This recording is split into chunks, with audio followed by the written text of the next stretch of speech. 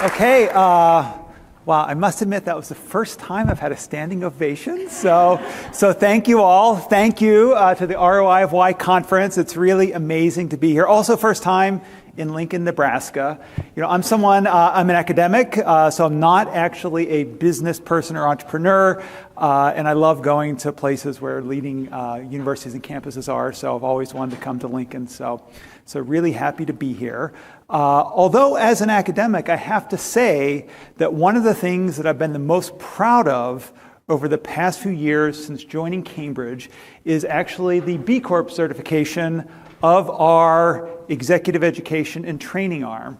So I don't know of no other university that has a B Corp entity associated with it like this. And you know, it's interesting because Cambridge is an institution that's over 800 years old, and there's positives and lots of negatives. Let me tell you, but some positives are that actually the university is not really a nonprofit. It's not a government entity. It just sort of is. It has some charter from the king 800 years ago, and as a result of this, when new entities are added, they have to be some sort of form like a corporation. So because our executive training, executive education branch is a corporation, we were able to actually certify as a B Corp. So I'm a big fan of the B Corp and B Corp movement, but even a bigger fan of how different groups like Conscious Capitalism, like 1% for the Planet, and like ROI of Why are bringing together different entrepreneurs, individuals, companies that are all working for the same thing, because the power of many of us is so much bigger than just working individually. As Jack mentioned in her introduction, I'm going to be talking a bit about my most recent book called The Profiteers. Now, this may sound like a bit of a downer after Jay's really inspiring messages around sort of transformation, equity, and love, et cetera. And I'm going to be very positive, actually, to be honest. But I do want to stop and say one thing. The reason why my book is called The Profiteers, one is the publisher thought that having a really strong sort of title like that would actually get readers to buy it. But also, I do actually have a critique in the book of our broader economic and societal system today, which focuses a lot on short-term profits. And I think this is important to sort of recognize and understand. I think it's more so today than even the year ago that I wrote the book. Let's see, I'm sorry. Sort of the monitor I hadn't figured out yet. It's important to think about these systemic challenges that businesses have, because of course we want business to have purpose. We want business to be transformational to its employees, to its communities. But there are a lot of systemic challenges that make that hard. I'm not going to say a lot about those, but the businesses that I've studied and focus on in this book that I'll be talking a bit about today are really the ones that stand out to me in trying to create a new model of a much more regenerative orientation of business than others. And I'll use the term regenerative a number of times, and just to let you know what I mean by that. So a lot of discussion in sort of the business doing good space is around sustainability. Sustainability is, if you think about it, sustaining. A lot of times it's about doing less harm, mitigating damages. What I'm going to be talking about is companies that are thinking about how they can positively contribute to society and the environment, restoring communities, ecosystems, et cetera. And we need this, more than ever.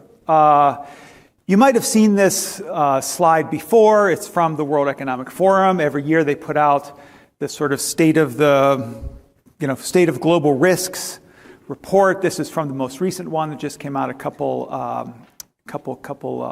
weeks ago, literally. And if you look where we're headed, it is some serious potential problems. Nature, climate, society, social inequality, polarization. And this, I think, is important to recognize because business has contributed to many of these issues, but also without business, without thoughtful leaders and entrepreneurs like yourselves, we won't be able to address these issues. I think also, I know that sort of now in the U.S. there's been some pullback from some of the, sort of environmental and diversity topics in the last, month or so. But I do think, given where the world is headed, that this will have to come back in very serious ways onto policy agendas of governments around the world. So it's really important as businesses to be orienting yourself to this in order to prepare yourself for the future. And again, here, like I mentioned, my focus is really very much on this idea of regeneration and how we can create businesses that move beyond sustainability, not just about doing less harm, but also how to actually contribute positively to organizations. I'm going to make 5 different points and have, sort of illustrations from some of the companies I've studied. The first one is around how to even think about this problem, how to even think about the role of business. There's a lot of discussion around this idea of stakeholder capitalism, and I think that clearly the stakeholders of a business are really important. I mean, your employees, consumers, et cetera. But a lot of the focus on stakeholder capitalism has actually been a way to distract consumers, governments, et cetera, from what might actually be really damaging things that business is doing. I'll have an example of this, I think this will become clear with some of the examples I give. And I think that where responsible, sustainable, regenerative business need to be thinking about purpose, which Jay really highlighted very well, and also how that relates to the actual underlying business model of the firm. So not necessarily just thinking about what you can selectively, positively do for your stakeholders, but what is it in your business model where damage may be happening, and how can you actually create positive good? Let me give you an example to make that a little bit more tangible. So one of the companies that I studied that was really influential in my thinking on this topic is a company called Grove Collaborative. You might be familiar with them. They're here in the U.S., based in California. They, market and sell a variety of home goods, health and beauty goods. A lot of the products are liquid-based, shampoo, cleaning fluids. So traditionally will be sort of packaged and distributed in plastic. When I interviewed Stu Landsberg, the co-founder and chair, and this was after my first book, Better Business, on the B Corp movement, before I'd written this book, and it was really very influential to me. What he had said is, you can see here, what we do and where we think about our impact is what the costs from our products are on society and how we can actually capture those so we don't pass them on to society, but actually are responsible for those ourselves. Those are sort of in the sort of economics and accounting literature called externalities. This is basically the idea that in the subtitle of my book, Profiteers, how business privatizes profit and socializes costs. So trying to take a lot of costs off the ledger in order for the shareholders to be more valuable. Lots of companies are thinking about this in order to get short-term profit. Not thinking like Stu, but thinking like other companies. So what he said to me is that the biggest externality in our business is plastic. Again, I mean, they're producing and shipping, selling products that are liquid, so need some non-porous container. And he said that actually, after they decide to focus on plastic as their major focus, I mean, clearly they're trying to do things for their employees and other stakeholders too. It really unlocked a tremendous amount of innovation within the firm. So one example of this is, you can see here the shampoo bar, which I've used shampoo bars now for a number of years. I must admit, growing up a long time ago, I didn't realize that you could actually have shampoos that were not liquids, that they would not work. But actually, I encourage people, if they don't have to use shampoo bars, it's much more sustainable, environmentally friendly, because you can package it in paper or cardboard. It's actually much more concentrated. So anyway, in order to think about how to reduce plastic, they started way back in the design process for their products and said, okay, how can we not just recycle our plastic? How can we not just have recyclable material in our plastic? How can we actually fundamentally innovate and change our products to just eliminate that material? And you can see here they've won awards for this. So that's sort of one innovation around the product and design.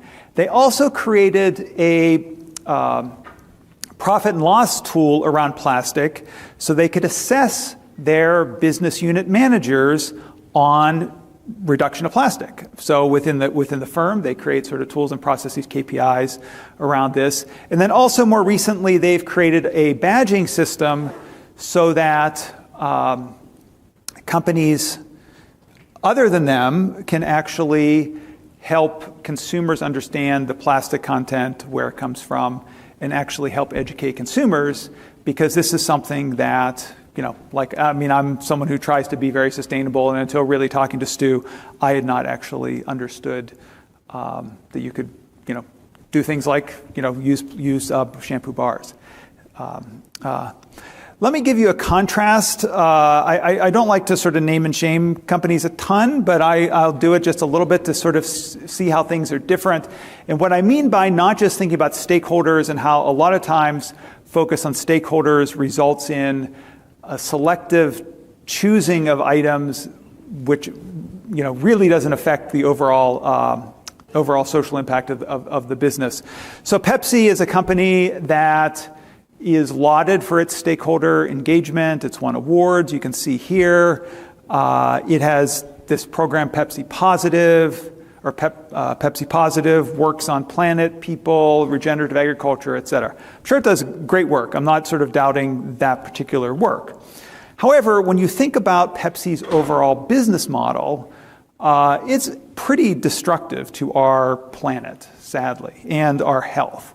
And people might say, well, people have a choice to buy these products or not.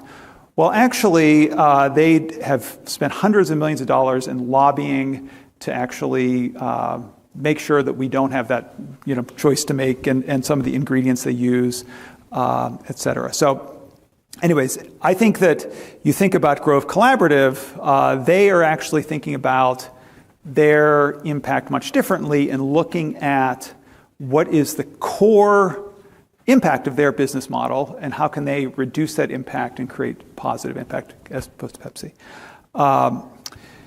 So similar to, so it's point two. So one is shifting from just thinking about stakeholders as impact categories to actually much more fundamentally assessing the business model of the company.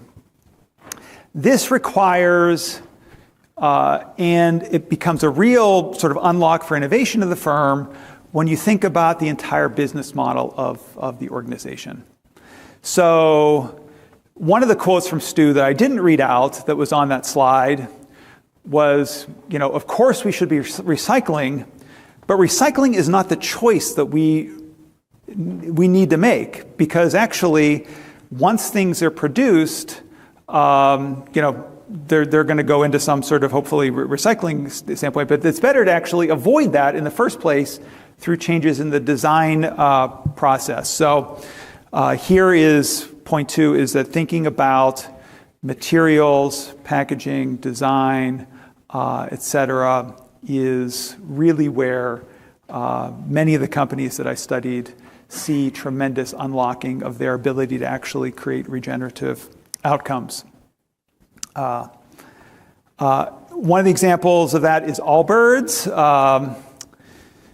When Jay was talking about thinking about the clothes you're on, I was thinking about like, are they social impact? I didn't realize he had a fire at his house. I'm wearing Allbirds shoes, by the way. I'm a fan of Allbirds. But anyways, Allbirds, you can see here, they have, it's the opposite direction from that stream diagram I just had, but they very consciously think through the entire value chain of their production, starting from the materials to the manufacturing to the transport. You know, it's interesting. When I interviewed, I've interviewed lots of people at Allbirds over the years. I think it was their sustainability manager said, you know, when we actually put all this together, you know, we realized that well, it's sort of obvious that travel, you know, sort of shipping things by air is much more, you know, sort of carbon intensive than by ship. However, if you then transport things by ship, it actually takes a lot longer. So this, you know, they need to actually reformulate their entire, you know, sort of way they're actually thinking about their production. But anyways, so they went through each of these items here, materials, production, and said, okay, how can we actually work to shave off, you know, in this case, carbon emissions, but also it has to do with materials and damage, et cetera. One of the things they did, which I think is tremendously important, is they realized that the biggest impact in the environment in a shoe is in the sole. So as a result, they actually created an innovation lab that innovated a new type of material made out of sugarcane for their shoe soles. And so I think this is something that not all companies would do. And they also, because their vision is about, you know, sort of creating better environment, they open sourced that and made it available to their competitors too. Just in the last couple of weeks, they came out with a zero carbon shoe. So, you know, over time, they started. When they started this work, I think the best they had was 7.1, whatever the unit is. It's, I think. I'm sorry, I don't know the unit of carbon units of carbon accounting. And now it's down to actually net zero. And a big reason why is because of these innovations they've done around their sole, et cetera. Again, hate to sort of name and shame a bit, but you know, this idea of net zero and reducing carbon emissions is something where there's tremendous amounts of greenwashing. And I think it really relates to this issue of not thinking through the entire value chain. So here is an example of Exxon, you know, sort of world headlines. Exxon says they're going to be net zero. Like, how is that possible if you think about it? They produce fossil fuels, which are the sort of root of carbon emissions. What turns out that they actually are not counting the majority of their value chain when they, you know, sort of calculate that. So actually their net zero calculation that they promise does not include the oil that they produce. I mean, it's just like sort of laughable. So there's a variety of things there. I'm not going to go deep into the net zero issues, but I do think it says, and I do think this is something where, you know, in Europe and other places, companies are increasingly accountable for their you know, entire value chain of emissions. And so, you know, if not even to think about, you know, being more regenerative, I think that actually just from an accountability standpoint to the government, it's something that's important to get on board. My third point is around how to do this. So, you know, what I'm suggesting, you know, it's easy to sort of put a few slides together, but actually, you know, when I talk to people at a number of companies now that have gone, you know, zero trash or like Allbirds really dug into their whole value chain emissions, this is super hard work. I mean, this is not, you know, and Allbirds actually has very few number of materials. I mean, lots of companies have, you know, thousands of suppliers, lots of materials, very, very hard.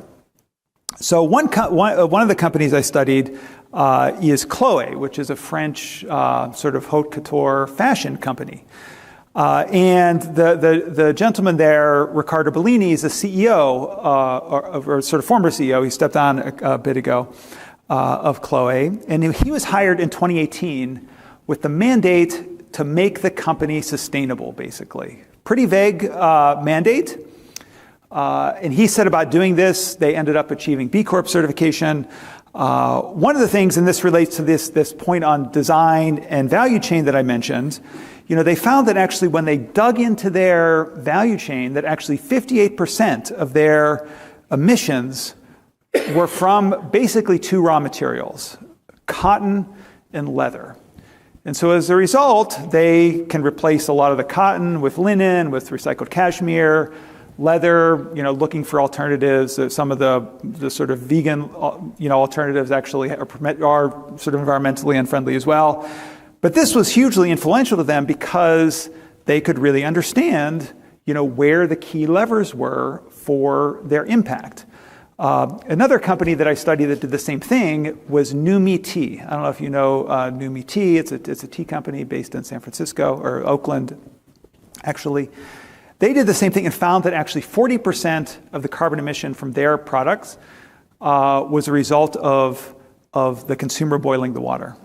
So that created a lot of thinking around education of consumers, maybe changing some of the formulations, et cetera. So really important to dig in. So why I have this on this slide about B Corp tools is that what Riccardo told me when he was given this mandate is like, okay, be more sustainable. Look at the value chain. Well, how do you actually go about doing that? And I wasn't the one that recommended this. Some other person said, you should really start with this B impact assessment that B Lab uses because it is this scorecard benchmarking tool to really understand the entire organization from from the materials through to consumers. So the B impact assessment, I think, is a really useful tool to help with this transition to regeneration. What he told me is he had never heard of the B Corp idea when he was introduced to this.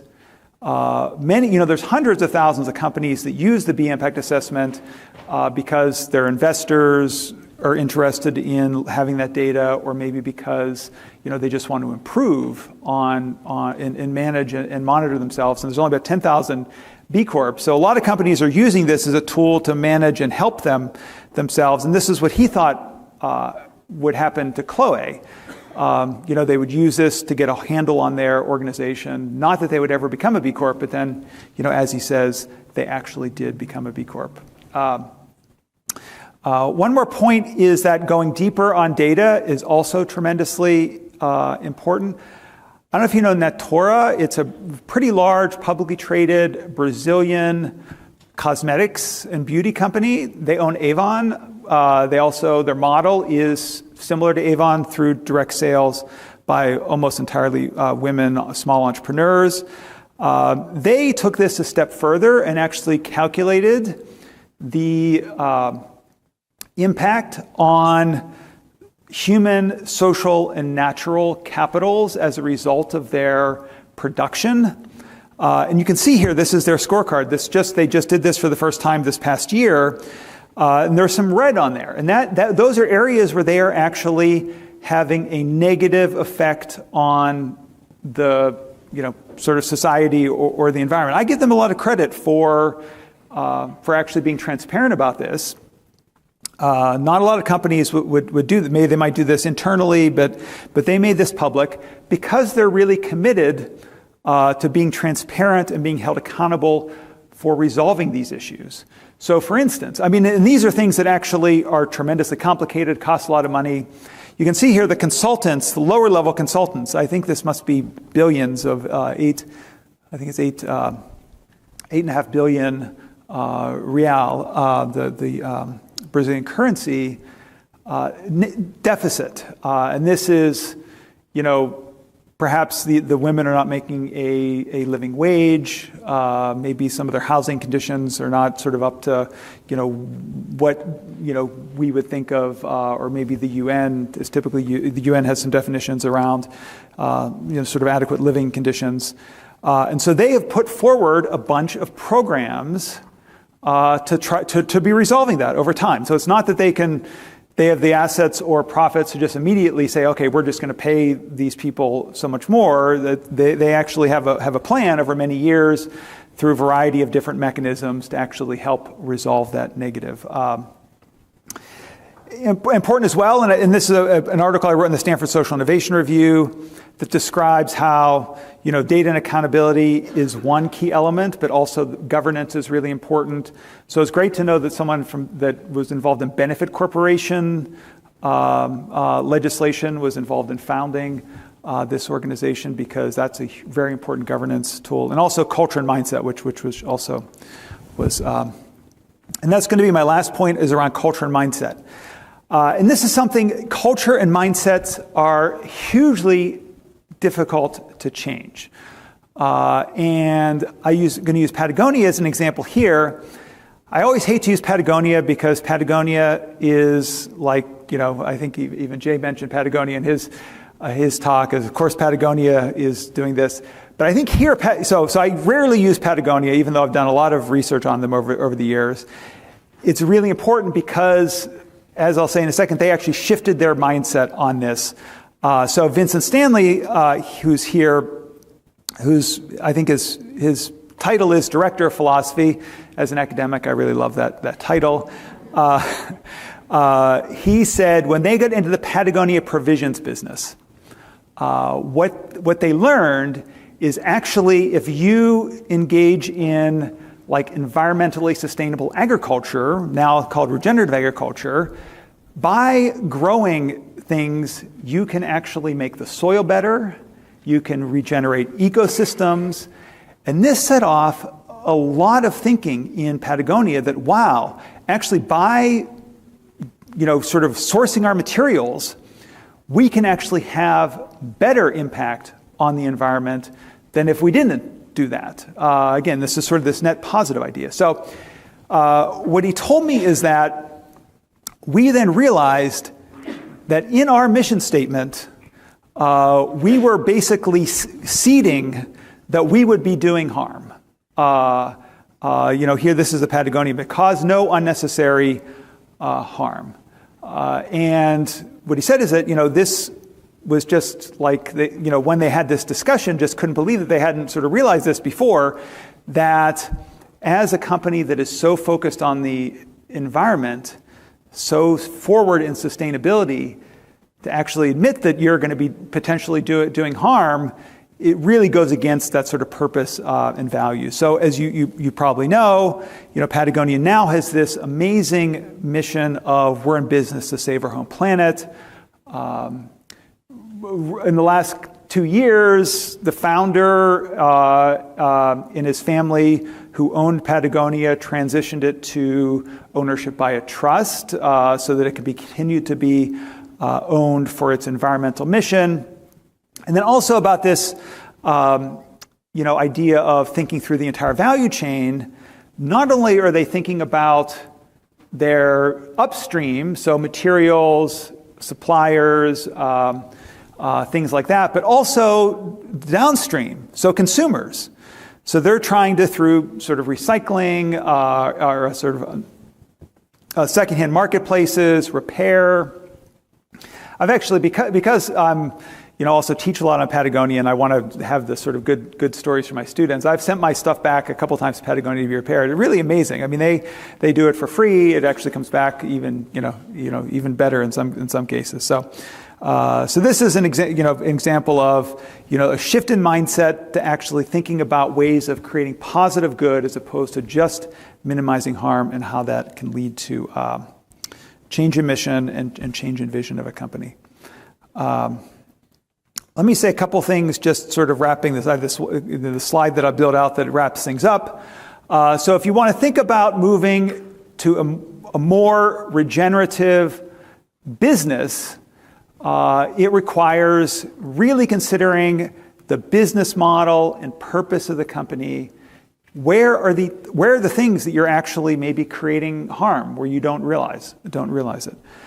Collaboration engagement is tremendously important to that. I think that thinking through actually engaging with stakeholders around the model and purpose is what's important, not necessarily just doing one-off selective positive things for stakeholders, like the example of Pepsi, and like, unfortunately, a lot of companies are doing. And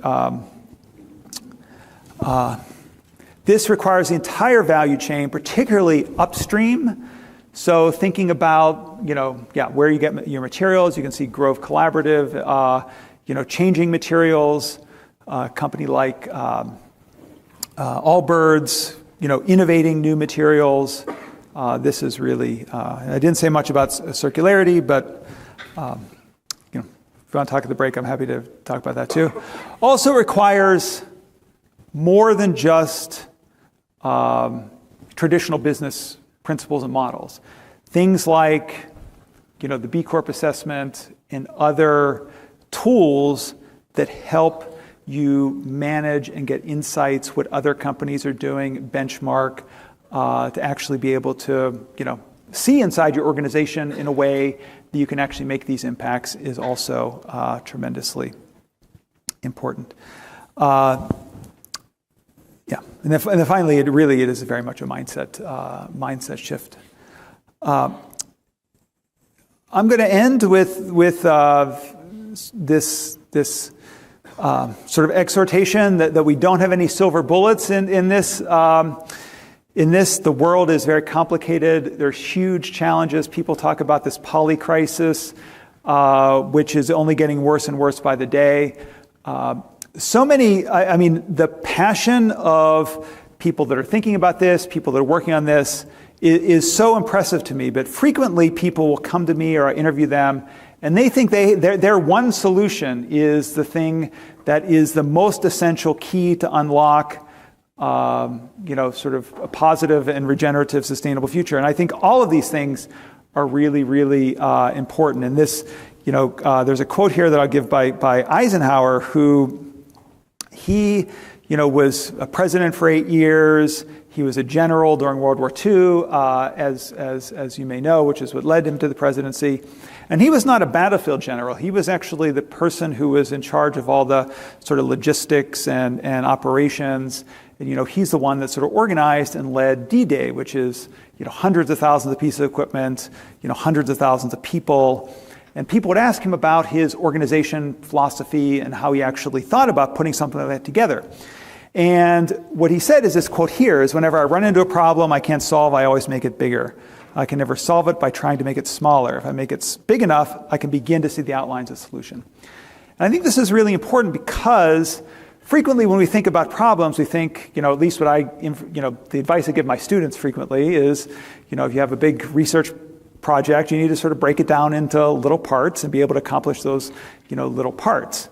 But the examples that I gave of all these companies are not ones that thought about, okay, we have this problem with plastic, let's just look and find some place to recycle it. Let's actually think about the whole of our entire business model. Let's think about the whole of our value chain. Let's sort of open up our thinking, and that actually this is the way that companies see innovation opportunities and ways to be more sustainable and regenerative. So thank you very much. Really appreciate it.